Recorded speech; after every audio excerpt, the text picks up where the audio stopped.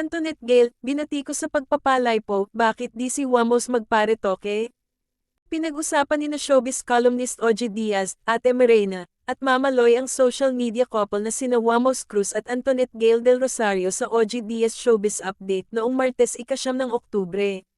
Usap-usapan kasi sa social media ang ginawang pagbebenta umano ni Wamos ng kanyang mga ari-arian sa Pinoy Pawn Star ni Boss Toyo kamakailan.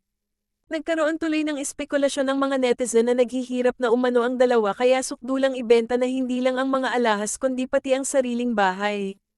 At ang itinuturo umanong dahilan sa likod ng paghihirap na ito ay ang pagpapaliposuction ni Antoinette. Matatanda ang kamakailan lang ay ibinilad ni Antoinette ang kanyang postpartum body at nangakong magbabalik alindog. Hirit ng mga netizen, sana raw ay nag-natural diet na lang si Antoinette para mas makatipid. Tapos, may nagsasuggest naman, bakit daw hindi si Wamos Cruz yung nagparetoke, sabi ni OG.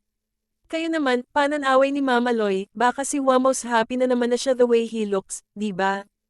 Pero pinabulaanan na ni Wamos ang mga kumakalat na chismis at nilinaw na ay lalaan niya umano sa investment at gastusin sa bahay ang napagbentahan ng kanyang mga ari-arian.